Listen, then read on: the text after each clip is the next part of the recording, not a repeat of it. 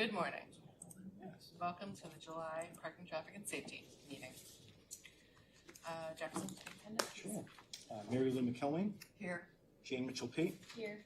Mark Siracusa is absent. Erica Wagonic is absent for now. Deputy Police Chief Mike Maloney. Here. Fire Chief Bill McQuillan. Here. Public Works Director Peter Rice. Here. Stephanie Casella, Planning Department. Here. Barbara Sadek. Here. And Committee Chair Annie Hopkins. Here. Okay. Financial report, please.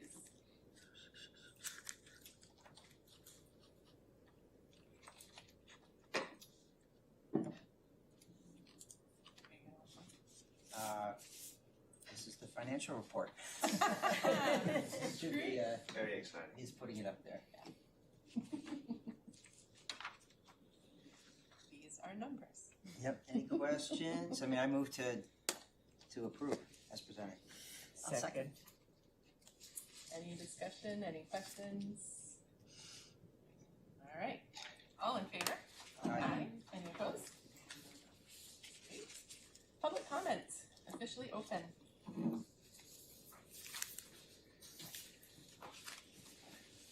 Heather. Good morning, Councilor Hopkins and committee. Tyler Garza, 62 McKinley. So just addressing two items. Item 8A, just a reminder that they are crashes, not accidents. Car deaths are a result of systemic failures, not little oopsies, and NHTSA agrees. And item 6A, on behalf of the Complete Streets Working Group, which is part of the Bike and Pedestrian Blue Ribbon Committee, this is a 22-foot wide neighborhood slow street, and the city's adopted Complete Streets guidelines set a target speed of 20 for that street type, shown as a speed limit sign. Thank you. Thank you, Tyler. Judy Miller. Judy, good morning.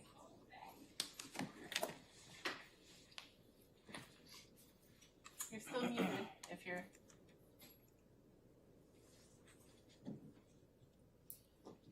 Can you hear me now? Yes. Okay, hi, my name is Judy Miller. I live at 77 Hanover Street. And the topic for my concern is the crosswalks.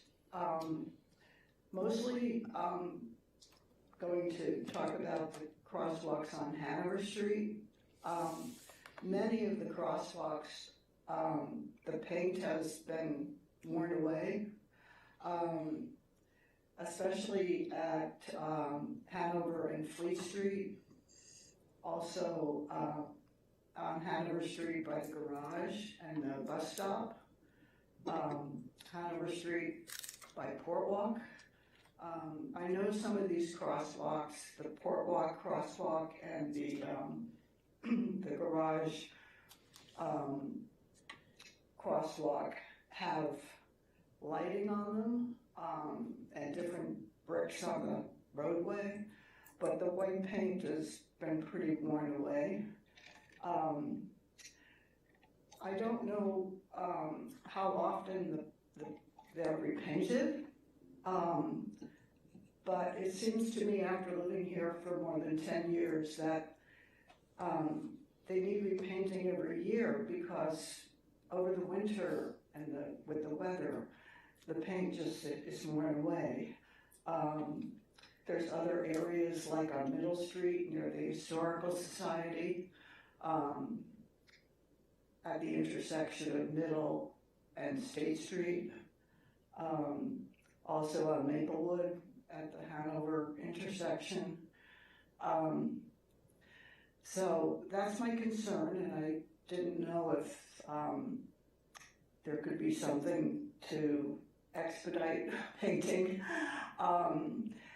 My main concern is that when cars are on Hanover Street and they're coming down the hill from Market to Maplewood, they sort of gain speed, and so that intersection at Hanover and Fleet is can be a little tricky when you're standing there and the cars really don't notice that it's a crosswalk. So that's that's all I need to share with you. I don't know if you have any questions for me. Nope, that was it. Public comment is a one-way. You get to comment to us. Okay, well, thank you very much for listening. I Thank you. appreciate it. Thank you, Judy. You're welcome. Anyone else for public comment here or on Zoom? Seeing no one, we will close public comment and move on to presentations, of which there are none. So we'll move on to new business. Shearwater Drive requests to post speed limit at 25 miles per hour by DPW. Eric, you wanna speak to this? Sure.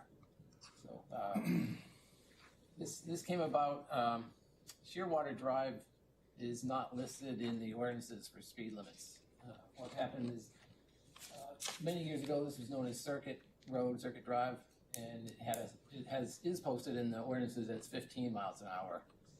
But since that time, its name was changed to Shearwater Drive, Portsmouth Boulevard was constructed, the configuration was changed out there, but the speed limit sign remained in place at 15 until the recent homes were built out there and utility poles were moved and the sign came down. So we had a request from the neighbors to repost the speed limit. So rather than posting a 15-mile-an-hour sign, which is not legal per state law, we did a speed study out there to determine what the actual speeds are and what the speed limit should be posted at.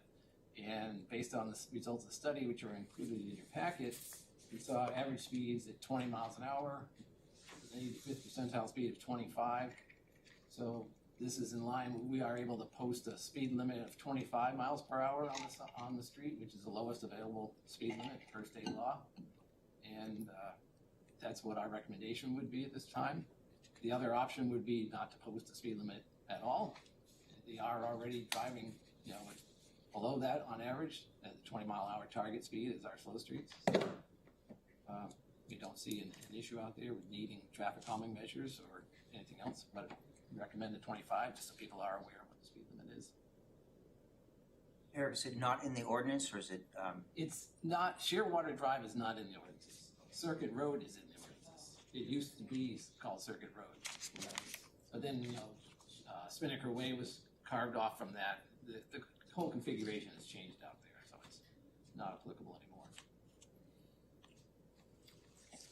Other roads in that neighborhood, 25, I believe Austria Drive and Blue Heron are posted at 15 as well. 15, Again, they're not Yeah. current. can't hold to that, right? I mean, No. state law doesn't allow 15 No. in a neighborhood around schools, but not a neighborhood, is that right? Yeah, the state law for school speed zones is 10 miles per hour less than the posted speed limit.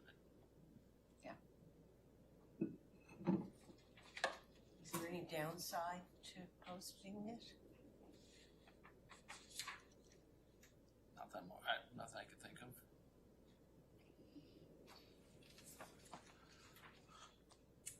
Unless people saw that they were doing 20 and said, well, I should be doing 25.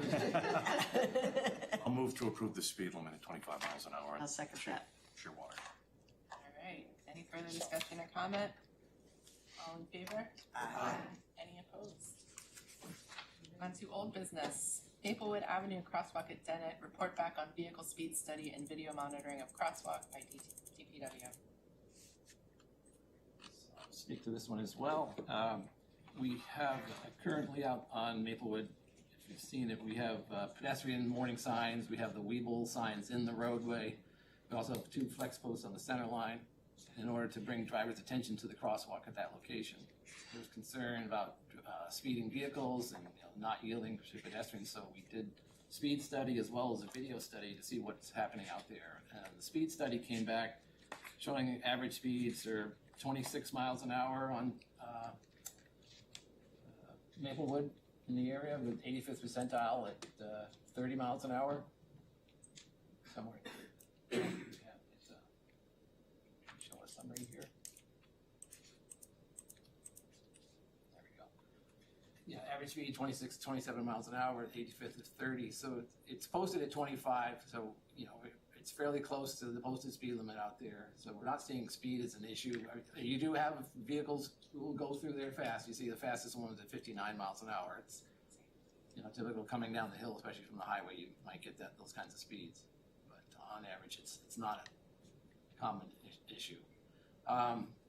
So we also did video recordings of pedestrians. We recorded for 100 hours out there, and generally a rule of thumb is you would put out a crosswalk or some extra devices if you're seeing 20 pedestrians in an hour or more.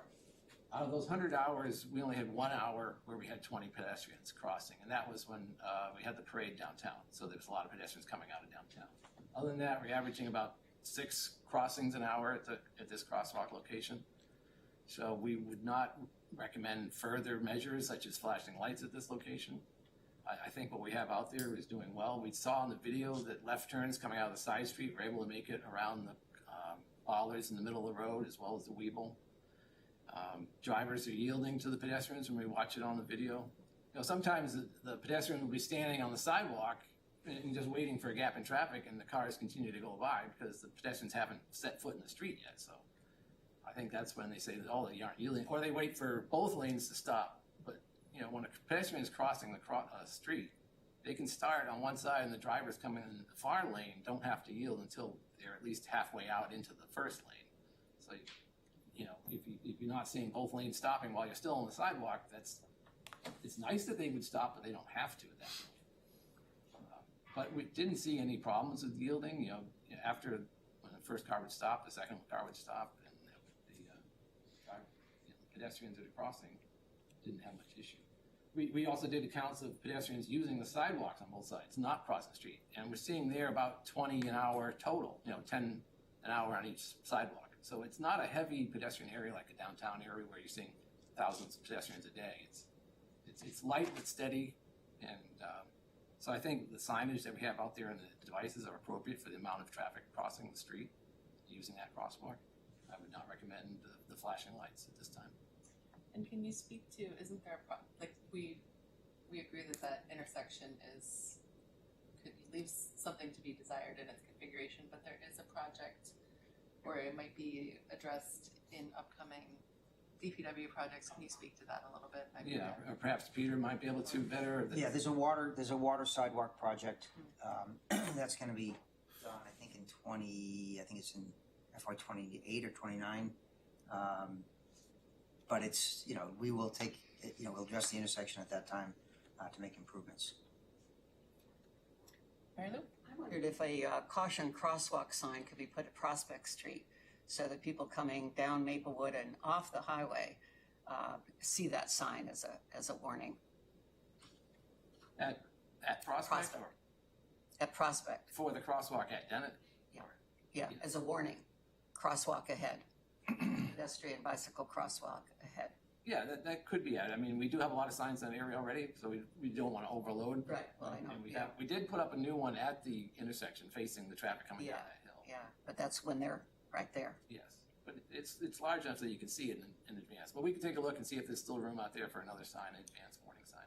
I believe know we there's- don't want to oversign because then nobody looks at any of Yeah, them. the more signs you have, the less they get noticed. It's Right. Give it to them out. Okay. Yeah, you can take a look at that. Thank you. I await a motion, unless there's more discussion.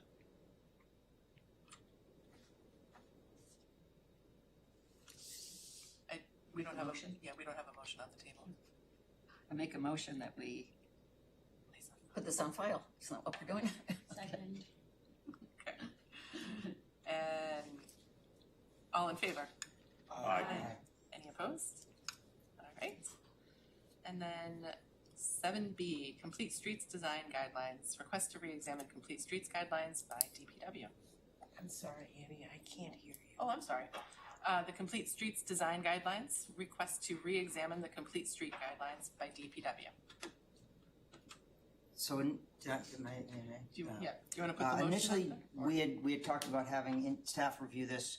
There's concerns expressed by the general public that it may be decisions made in a smoke-filled room without consideration for others.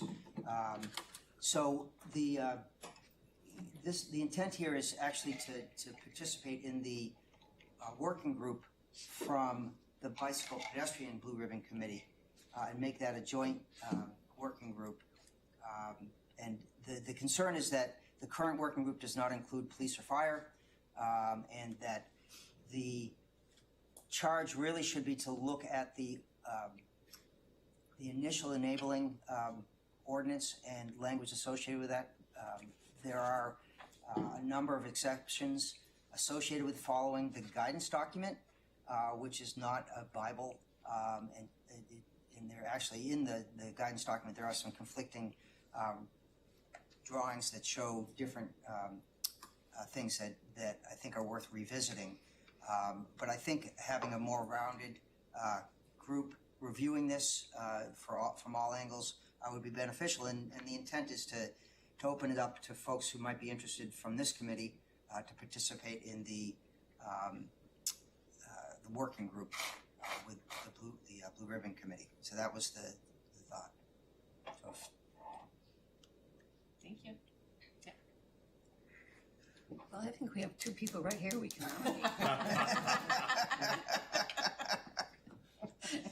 I agree. Second. And it, you know, this would not be mandatory, obviously, because it's a independent, it's a separate group. But I think there would be value if Chief, if you can carve out a staff member or somebody. I don't know if you. Yeah, Acting Deputy Pudney is going to serve on that committee for us. Okay. Spoken with him. Awesome. Thank you. Thank you, Chief. Mhm. Yeah. What's happening back there? Peanut gallery. Okay. We can, I guess, maybe post this to or like get in touch with the folks who aren't here, because I know Erica was interested, or she did seem interested at the Yeah. last meeting. Jane? I can also join this working group as well. Great. If that's helpful.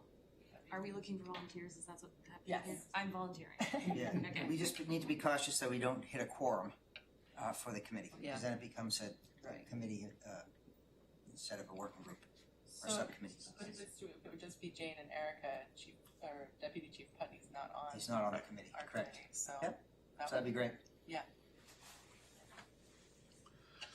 So now we Yes. have representatives on the pedestrian bicycle safety committee, right? You were on that? Correct. Yep, so Yeah, there's, as Yes, Eric and it's I. separate, I know, I'm just looking at the number of subcommittees on this committee. yes, there's, But so Eric's not officially on this committee, so his staff. Yeah. I'm not officially on the Blue Ribbon Committee staff, so. Okay, we figured it out. we'll, No big problem. we'll keep it below the thresholds. I can also not volunteer if that's helpful. Let me First to know. volunteer, first to not volunteer. Whatever is We'll double helpful. check with legal to make sure we're not stepping into something. Take Erica first for sure. And also, we will be awaiting from legal the report back on, you know, the what Tyler brought up at our last council meeting, asking legal to see what, I forget what you said. There's a report back for. There's a report back yeah, coming and from we've legal. prepared that. It should be Okay. in the 13th. It'll come Yep. up on the 13th. Great. Okay. I think it's great to review our documents every so often, refresh what's not working and carry forward what is. Sure. I don't think there's been a motion. Move to accept participation of members to the Blue Ribbon Committee working group to represent, to make sure safety is represented. Many as well words. as- Sorry. It's hot out. That's okay. So I would recommend participation in the, of committee members into the Blue Ribbon Committee working group. Second. Okay. So we're gonna get some PTS folks onto this committee. All in favor? Aye. Any opposed? Thank you for your volunteering. And those who are voluntold.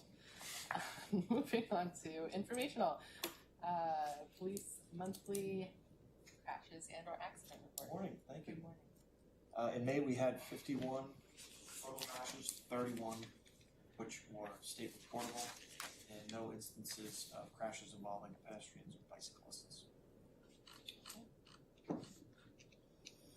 Yeah, any discussion on that? Mike, we're hoping to pull some of what, as you come and report to PTS, the Bike and Pedestrian Committee is this evening. And we are also interested in, bike and pedestrian crash data and such, so we're hoping that if anything interesting comes through, or we could just pull this into bike and pedestrian Sure. for what you create here.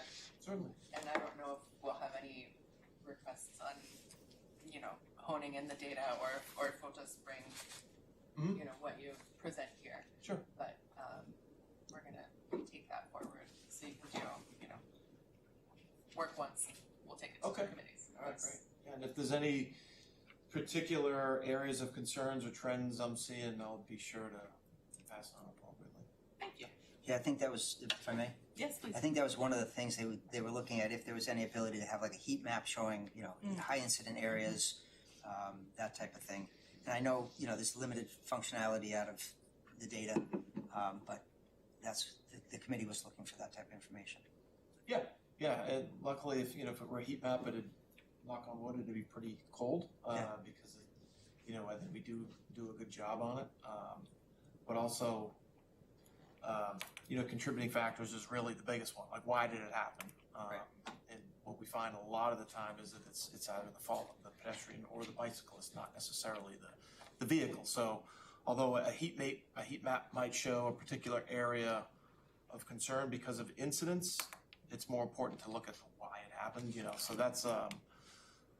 that's something that when these pop up here, I try to do a good job of bringing the report to show, the pedestrian was not in the crosswalk or what have you. So the why is equally as important as where, but I'm always cognizant of city infrastructure, street design, or things that we could make if we can, if any of those things start to pop up repeatedly in certain areas. Well, I think another piece that the Bike and Pedestrian Committee is tasked with is education.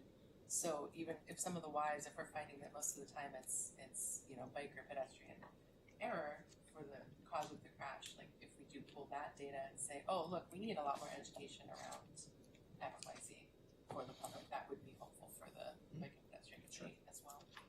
So, thank you. Construction project update? Yeah, so, let's see, the big project that's starting up now is the repaving of Middle Street. Seeing crews out there, so that will be ongoing for the next few weeks. It's a repaving and restriping, minor curb work at some intersections. The intersection of Cass Street, we will be doing a bump out there at Middle Street for that parking space. And fitting at Austin and Richards corners. We're looking at shifting the sidewalk at that bump out as well, so to get a better sight distance for cars. The crosswalk, I should say. So that's the big project for the summer. State Street repaving is finished up, restriping. Elwyn Road was repaved and striped. It still needs to be the final course of payment, but I think the work is done. September, yeah, work is done for now. Later on. And Congress Street work downtown that is on hold for the summer. That will begin again after Labor Day. Finish that project up this fall. That's what I got. A minor sidewalk curb ramp work. Yeah, continuing efforts to improve the tip downs throughout the downtown. And Sharrow markings on the roads Yes, that's part of are it. coming. Not all roads though, I mean, if you're. No, it's- I know that. So just for public information, we're down a number of staff members that do striping. So typically we do stripes annually, we do long lines through a contract, and we do crosswalks and sharrows and other stuffs in-house. Not having two of the people that do it kind of put us in a bind. Arrows and onlys will be done. I know they're missing at the intersection of Maplewood and Deer right now, so. But we're doing as best we can. Would that to Judy's prior concern, the crosswalks along the Yep. strip, is that all?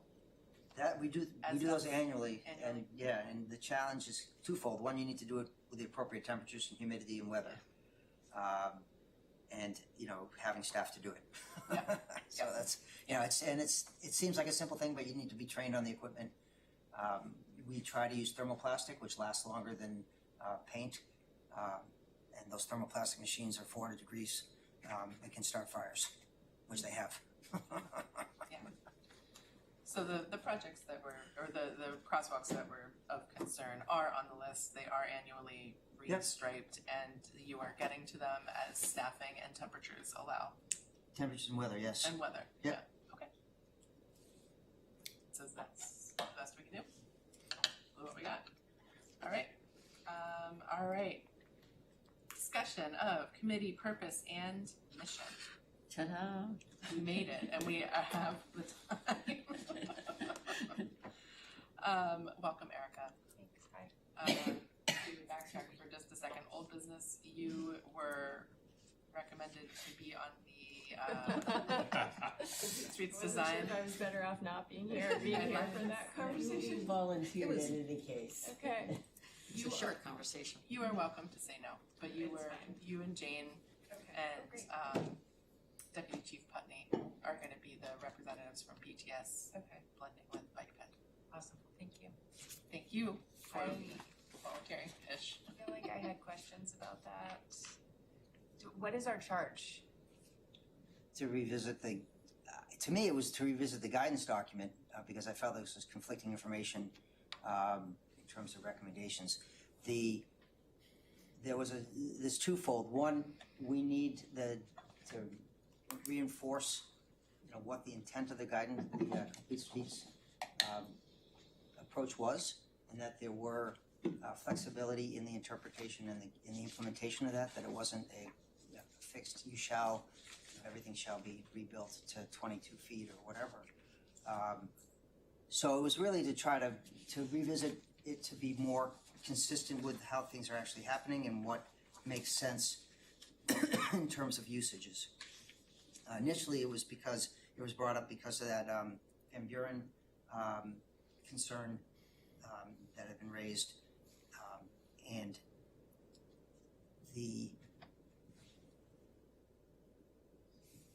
it's really just you know, and Tyler can speak to what his goals are from the other side when we get to the working group.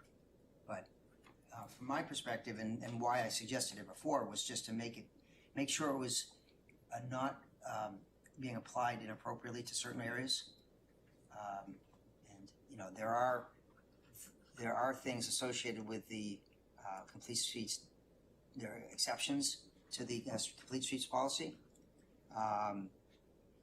and you know, including, you know, ordinary maintenance activities for roadways, such as just, you know, going out and paving, and those are ordinary road things.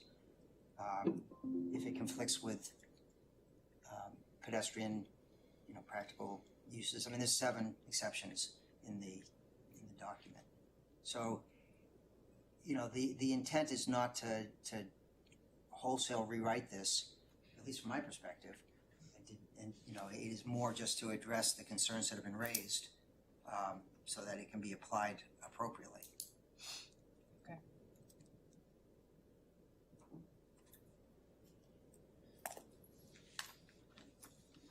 Thank you. So discussion of committee purpose. In the packet, or maybe we can pull it up if we don't have paper copies in front. We pulled out the charter and what we're supposed to be doing.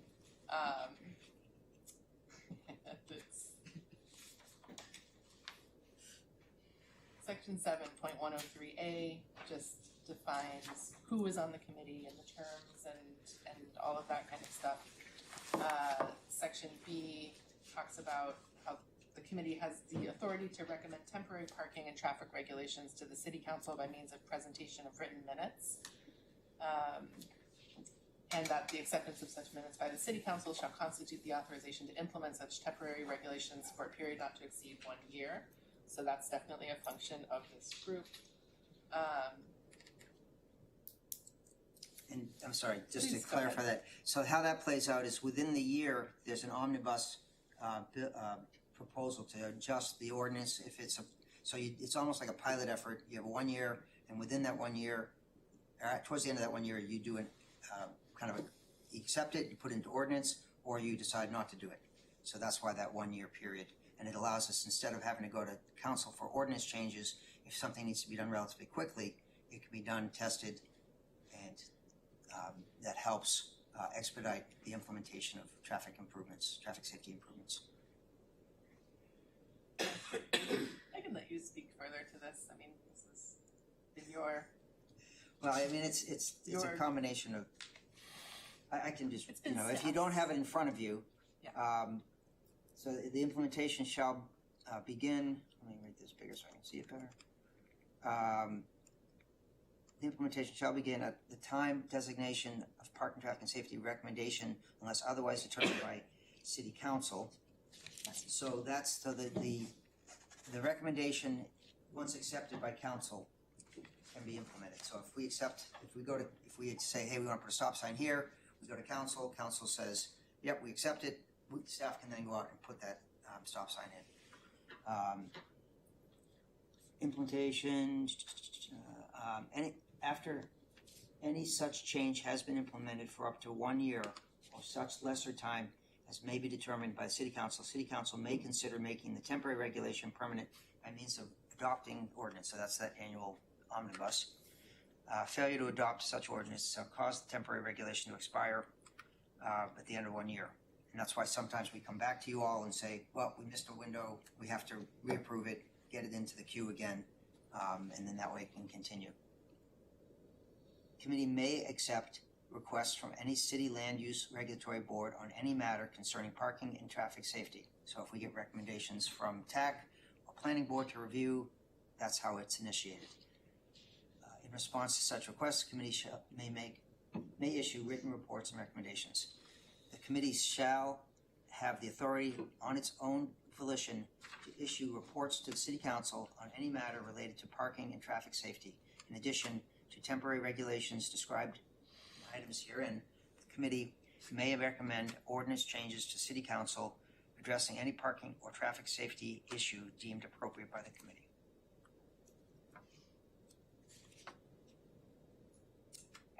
Well, I wanted this reviewed because I've been on this committee for since 2014, and it's never been reviewed. So I was just looking at, how things were worded and sort of looking at comparing what was going on within this committee maybe over the past decade versus what I perceive now. And I think we're just not reviewing as much as we used to. I think we used to do more sidewalks. We used to look at driveways. And so it seems to me when other committees or boards are reviewing things that are traffic parking related, and I'll take, for example, the developers who are building without parking, and then it comes back to this committee, and then what the heck, And the residents say, why don't we have any parking?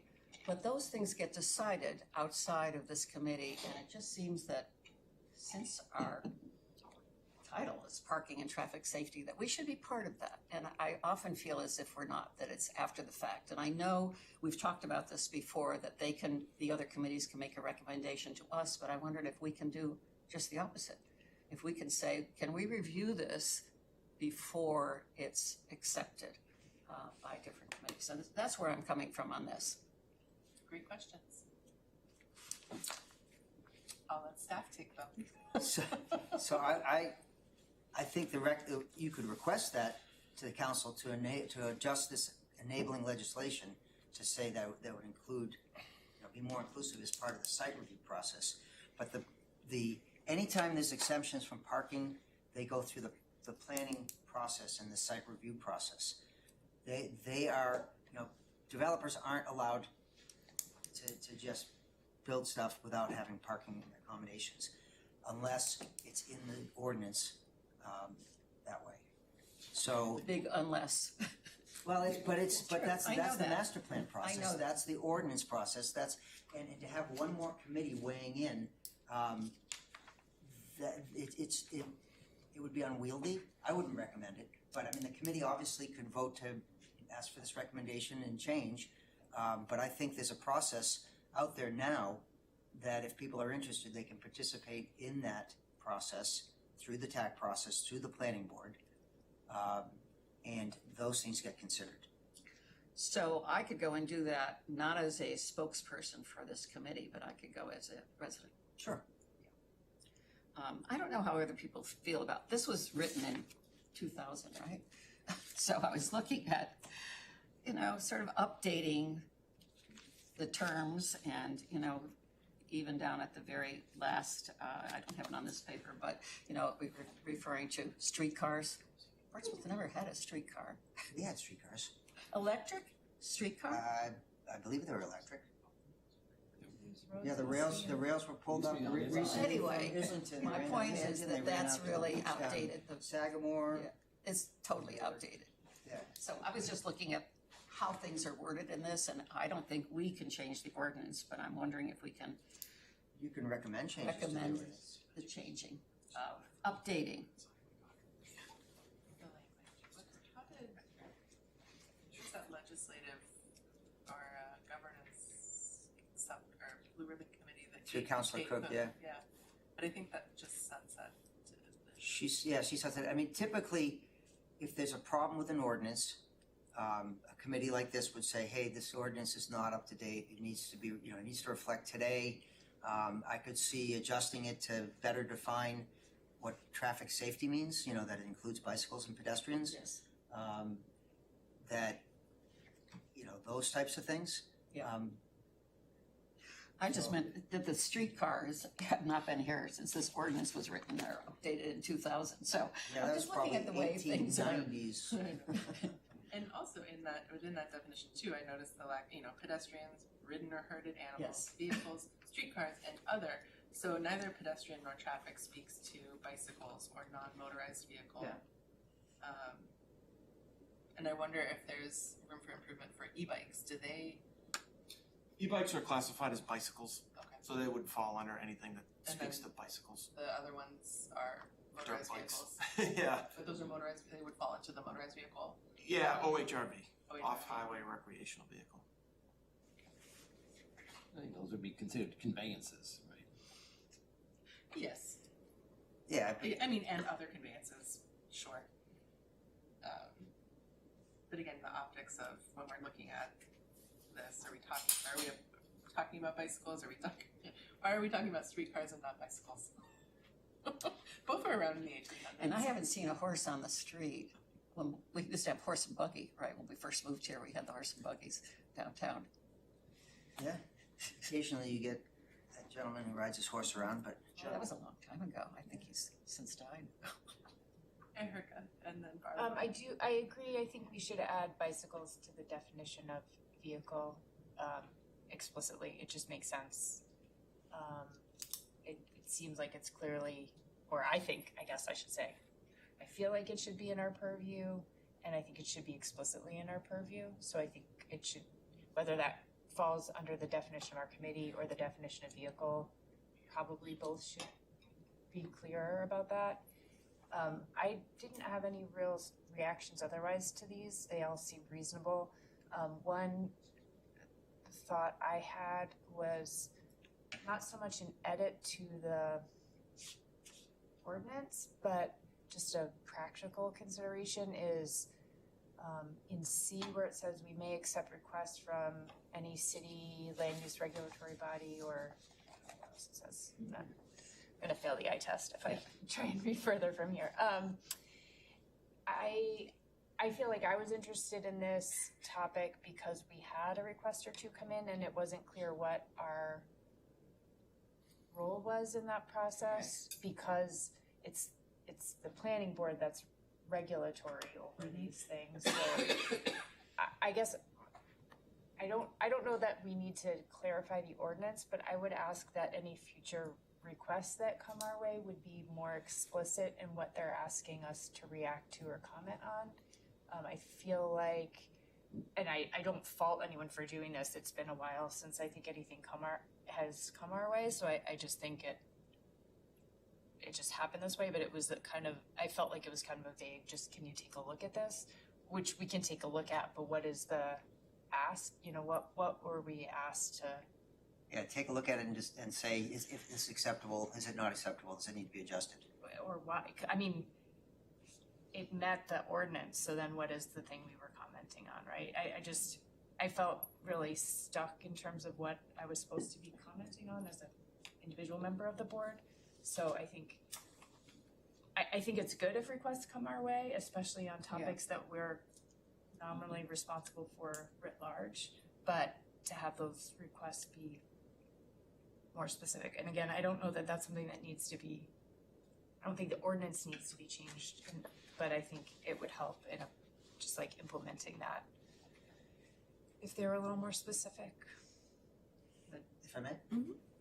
What I'd recommend is folks take a stab at like what language they'd like to have adjusted. We can bring Jane Farini, the legal representation, and invite her, and we can have her craft a recommendation. And this would be, I guess we would need the committee to vote on reference or referring this to council. But if it was something that you folks felt strongly about, and I agree, it's a 20-year-old, 25-year-old document. It probably needs to be adjusted to reflect the reality of that's today. And so have Jane draft something up, and we can make a recommendation to council to bring it up as an ordinance change. And just so people are aware, there's a lot of ordinances that are really dated, and until it's an issue, nobody really cares. Except for Kate Cook. Yeah. Kate Cook created a committee to open up and look through and comb through the language and tighten up, and they really did good It's work. tedious work. It's tedious work. She did great work. Yeah. She didn't touch any of these things, but other things where it's like, yeah, this is not relevant to 2026.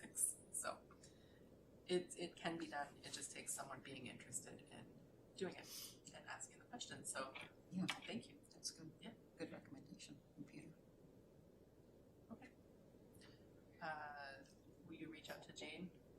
Sure. Sure. So I guess I would move to have the committee, take a stab at language adjustments that you see appropriate for review by Jane, and then once we all accept it and recommend to council, we'll see where the process goes. Okay, and so would we want to individually email Jane any recommendations? I would- Talk about them first. I think we should talk about Talk them about first. So Yeah. come back to our next meeting with recommendations. Yeah. Jane will be at the next meeting, hopefully, to help us facilitate this discussion, or we talk about it, get our T's Why don't- crossed, and then take it to Jane. If I can make a recommendation, why don't we send it to Eric? Eric can collate it and then put it in a form that Jane can look at, and Jane can put together a quick document. Yeah, whatever the workflow. And then we'll get a draft document for folks to review. Yeah, whatever workflow makes the most sense. Eric, that makes sense? So we'll email Eric Mhm. with any language changes or questions and such. He'll gather those all together, send them to Jane, and we will discuss as a committee at a future Yeah. meeting.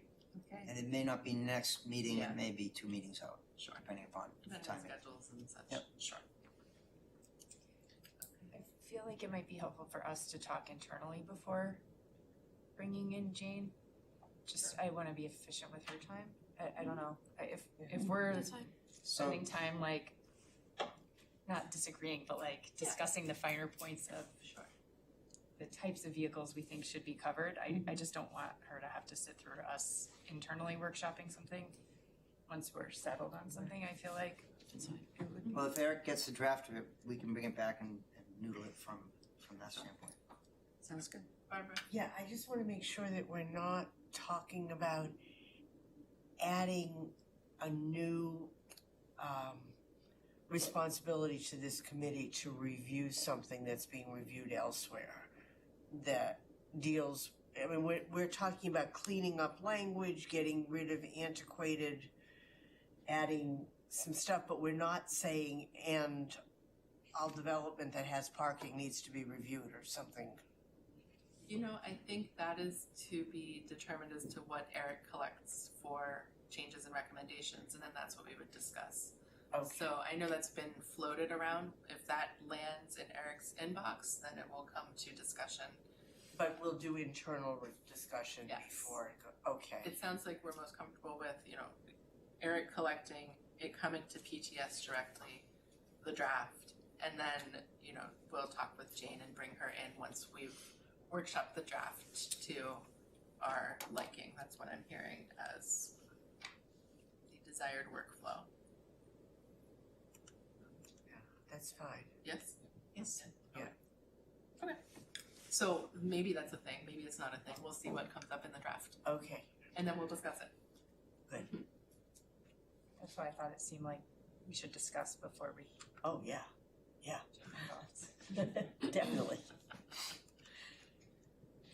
Jane, did you have anything I had a similar? similar question, if there was any other responsibilities we wanted to discuss now, but it sounds like we'll do that at the next, after Eric collects all the ideas, so that's good.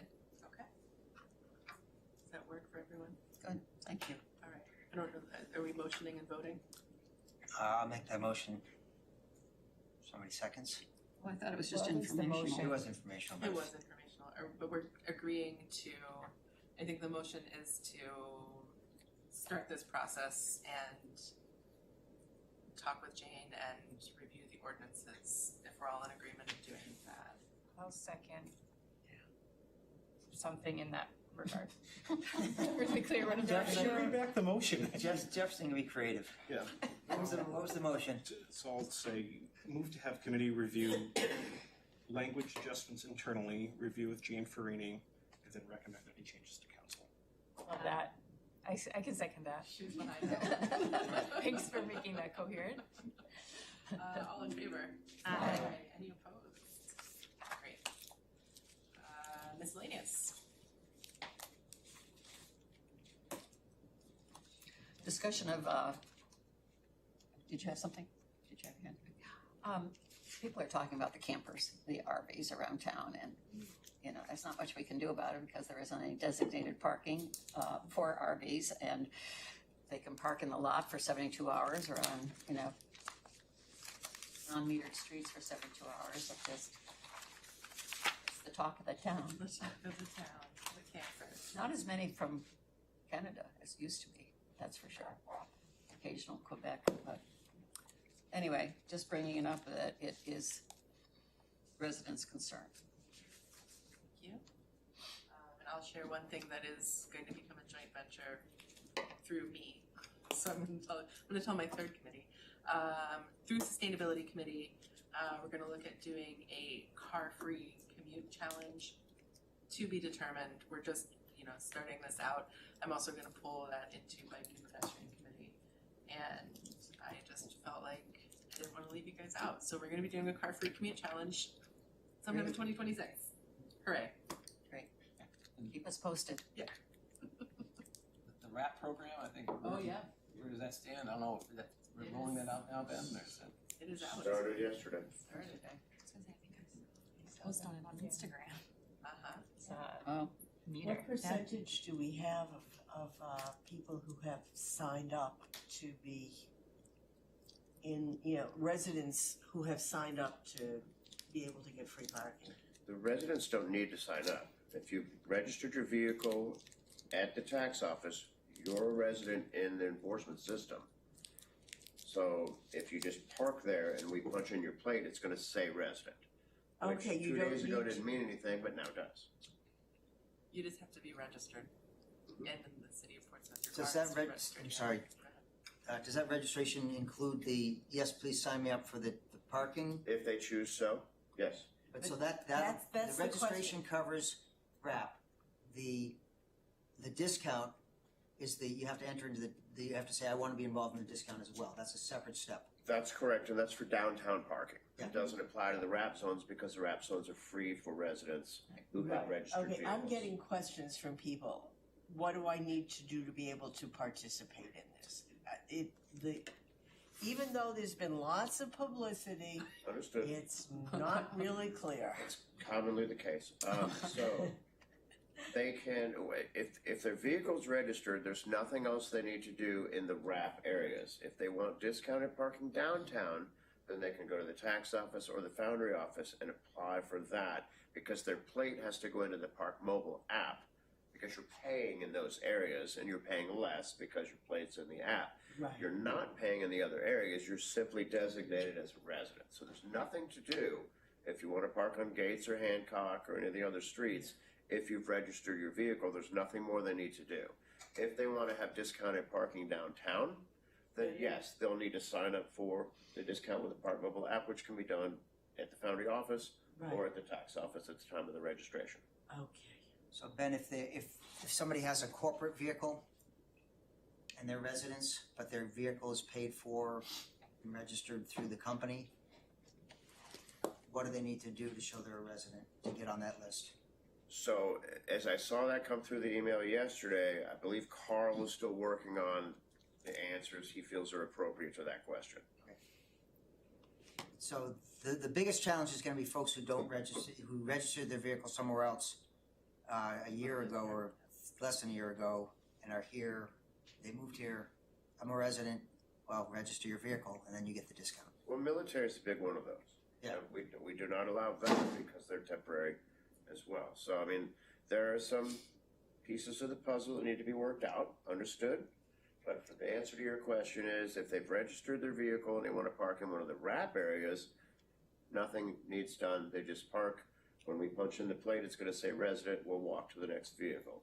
If they want to have the advantage of discounted parking downtown, as always, this has been in place for years That's been in now. place for a while. Then they'll either Right. register at the tax office. When they register their vehicle, they'll be given a separate piece of paper, or they could come to the Foundry office and there. So And this is a pilot. I know. and it's a pilot. I know. I remember the last one. Else under miscellaneous. And I await a motion. Move to adjourn. Second. All in favor? Aye. Any opposed? Have a good month. Yeah. Yeah.